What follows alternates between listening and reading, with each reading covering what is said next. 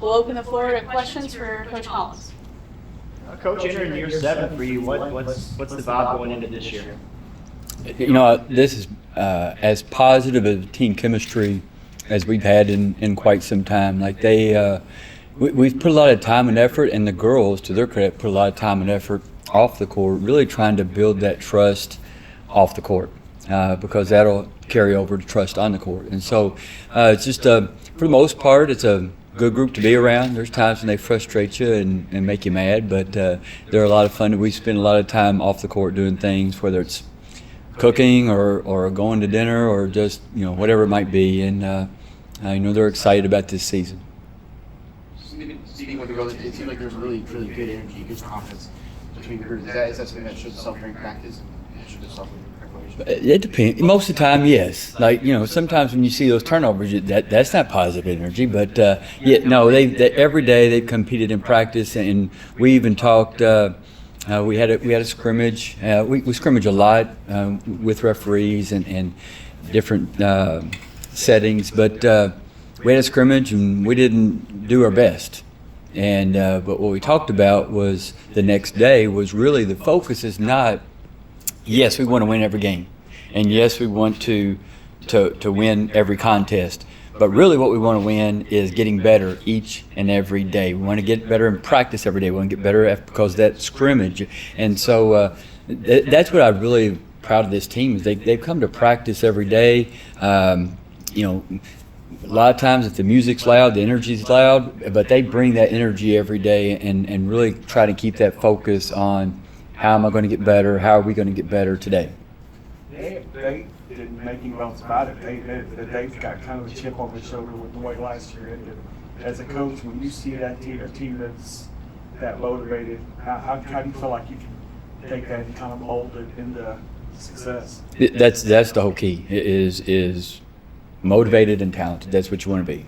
And so the challenge from a coaching perspective has been trying to put all the new faces and new personalities together and try to make it seem seamless, make it feel like it has fitted together all along and like it's worked together for years, and that's really been the challenge. The girls help that because we talk a lot about really being as happy for your success as I am for my own individual success, and so we're trying to get to that. We're not there. It's a work in progress, but that's where we're trying to get.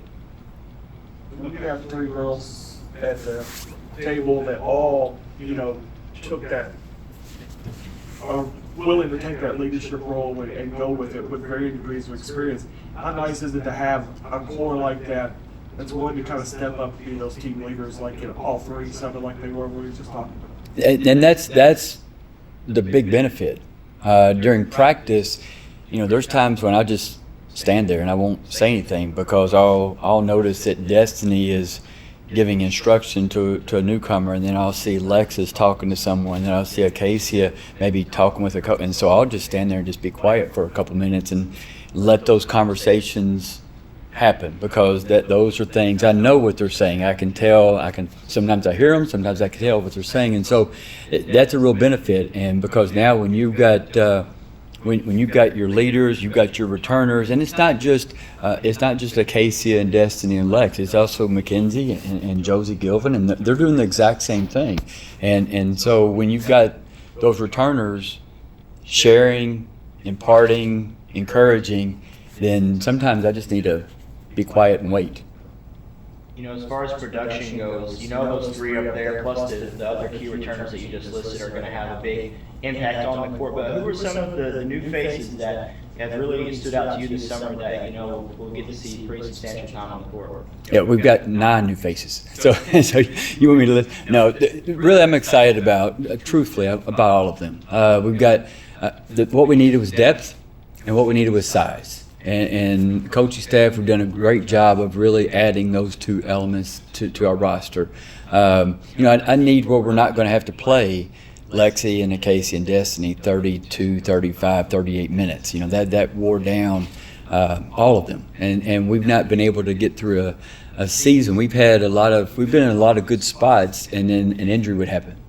and it really affected the outcome of the season. And so we really need that depth. And so we're going to get depth from kids like Maya Pratchett. We're going to get depth from Zophie Telegdi is our kind of our interior player right now, and really gives us a presence that we haven't had in a while.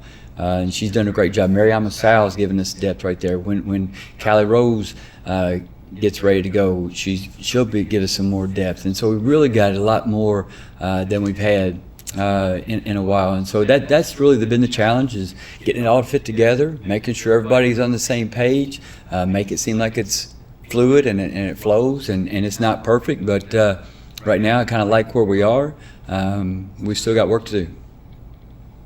Coach, you talked about, the struggles of keeping everyone healthy going into this season. Is there anybody on the roster who's, maybe struggling with health, or has any kind of injuries they're working on? Oh, we've gone through all that stuff, I mean, from sickness to injury, and we've got one young lady, Tatum, that's going through an injury, and she's working to get back as well.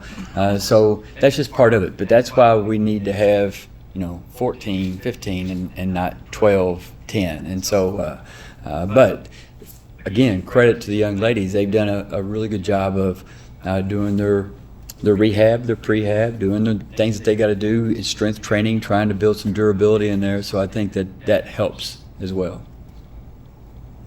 I know ultimately at the end of the day, preseason rankings don't mean much, as the players were saying, but when you see where you're stacked in this conference, what's that kind of do? What do you kind of see the conference as a whole? Because last year it felt like 2 through 8, 2 through 9 were all bunched there together, with maybe middle being a step ahead of everybody. Right. How do you think it kind of shakes out this year? Right. I think congratulations to Bodoreva and to Bella Smuda. They're on the mid-major all-watch list. And so I think those two teams probably have as much returning as anyone, and added some experience, and so in FIU as well. But I think we're going to be right there. I think we're going to be able to compete with everybody in this conference. I think the conference is as competitive as it's been in a while. But I like our team. I like the players that we have. We don't have the experience that maybe some of the other rosters have right now, but we will when it counts. We will in January. Coach, the season is fastly approaching, but the exhibition game coming up really soon. Finally getting to see your team and all the depth that you have, kind of throwing players in here and there, but getting to see them play against a different opponent for once. I mean, it's got to be exciting to see that. That's it. Thank you. We're looking forward to next Tuesday, and we worked hard. It's our top retreat. And so Lillian and the marketing staff have done a great job promoting it. And so at 5 o'clock, parents can bring their kids in and they can trick or treat in Diddle Arena for free. And so we have a lot of student organizations and other sport teams that will be set up around the concourse, and so kids can trick or treat for free. And then our game will tip off at 6. And so you can come get free candy and watch free basketball. It doesn't get much better than that. So, and even if it rains, it'll be the same weather inside. So, but I'm looking forward to the exhibition game. We even talked about the exhibition game, really about focusing on doing the things that we know we need to do to be good. And just because if you do something that's not correct, just because you're successful with it doesn't mean you got better. And just consequently, if you do something correctly and it didn't work, doesn't mean you didn't improve. And so that's what we're really focused on right now in the exhibition, is trying to learn from that, grow and get ready for that home opener on the road. Not home opener, the opener on the road. I asked Destiny how hard of a decision it was for her to decide to come back this extra year. She said it wasn't a hard decision at all. What do you think she's going to bring now, having a year in the system, maybe a year to learn things, and not have, started last year, she kind of had the will she, won't she play hanging over her head. What do you think she's going to bring? Yeah. She's been here a year. Really last year, she wouldn't like for me to say this, but she was like a freshman. She didn't play a lot at Tennessee. She didn't play at Ole Miss. And so she got here, and then we weren't sure about the NCAA ruling on her eligibility, and what was nothing to do with her, just with the second transfer. And then they got the clearance to play. And a little bit of a surprise. We weren't sure. We were a little hesitant at first because there was some players had second transfers that were playing, and we were a little questioning whether they were going to burn a year or not a year of eligibility. And so really this has been the first time that she's gone into an off season knowing that she was going to play the next season and she can prepare. And she prepared this spring and summer like I've never seen her. And I've known Destiny since she was a junior at Jonesboro. And so she is she's prepared more for this season, I think, maybe than she ever has. Now, I've been on her here lately to get sharp like she was about a month ago, so she's still got some work to do. Can you explain how passionate and hardworking this group is about the game and looking to grow all of last year? Yeah, you know, we weren't satisfied, happy. We were really upset with the way things went down the stretch, having so many games where we had a lead and it got away from us for different reasons. But I like how this team has competed in practice every day. We change the lineups, we change the teams every day. So you're playing with a different 5 or 6 every day in practice, and so I like how they'll compete in a positive way against one another. We have certain shooting competitions and goals and things that earn you rights in games, and every day I'll see these players in here with coaches shooting and working on reaching those goals. And so actually walking over here today, one of our freshmen from Egypt, Salma Kadur, was in there working on the very thing I'm talking about, and that's not uncommon. They all are. You mentioned the leads. I mean, is that part of the chip too? Because a lot of those losses last year, you had leads in the fourth quarter, and you just couldn't, for whatever reason, seem to kind of finish those. You think that's kind of the chip on the shoulder too, that they know that they were that close last year, and want to get over that edge there? No, not discounting the teams that won, but I tell the girls sometimes before you can win, you got to learn how not to lose. And sometimes we just did things to ourselves from turnovers or bad shots or missed box outs that just let the game go a different direction. So we've got to really make sure that we understand how to close out that game. And so, yeah, that's part of it. Could you talk about the growth of women's basketball? Could you talk about the growth of women's basketball and the tremendous success that it's seen over the past year with Caitlin Clark and Angel Reese, and the success that the WNBA has had, and how much that has helped to grow, women's basketball over these recent years? I think there's more interest, more viewership than there ever has been.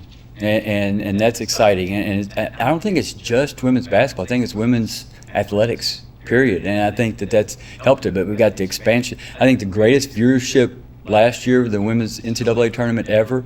And then this year, the WNBA finals, I think they had the greatest viewership that they've ever had as well. And so I think we're just at a point where there's been a greater investment in women's athletics, and now there's more exposure, and I think there's a lot of fans that are realizing, hey, this is exciting, this is fun, and so that's really what we want our fans. I think when you come to watch our players play, we've broken records from the most steals in the season. We're always one of the top, I don't know, Leanne, top 20 in the nation at least, sometimes a little better than 20, in forced turnovers and steals. And so those are all things that are based on just effort and pace and energy. And so once you come to a game, whether it's a WNBA game or whether it's a women's NCAA tournament, or if it's here in Diddle Arena, and watch the Lady Toppers, I think you'll be excited enough that you'll want to bring your kids and your friends and your families back, and because it's a fun atmosphere and the girls play really hard.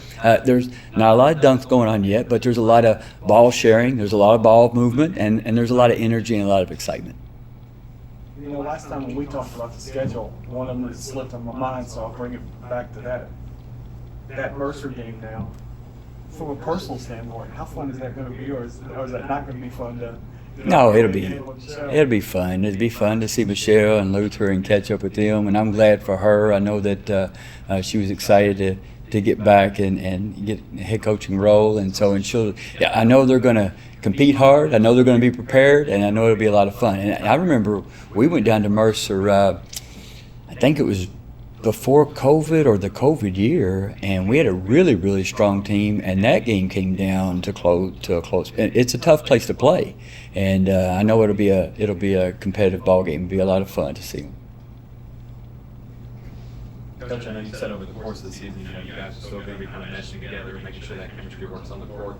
But what do you guys think you guys have for the start of the season, like positives and good things you guys are going to be able to do right now? Yeah, right now, really trying to make sure we're on the same page. A couple areas. Defensively, making sure we're not playing individual defense without playing team defense first. And so we're really trying to make sure we're keeping some things simple, but making sure everybody's on the same page. And then offensively, we just really want to make sure that we're sharing the ball, moving the ball. And I've been encouraged from our statistics, from our scrimmages. Like, we've had a strong percentage of points from assist. And we haven't always had the strongest field goal percentage that we want. We've had some really good days, but the one thing that's been consistent is the assist numbers, and that tells you about the ball movement. And some of those assist numbers will get even better when we finish some of those shots. But those are the two things that we're really trying to make sure. One, build the trust off the court, because that'll carry over to the court, and then make sure we're all on the same page on both ends of the court, offense and defense. Anything else? Thank you, guys. Who do you like the series? I got the Dodgers because Parker loves the Dodgers, man. So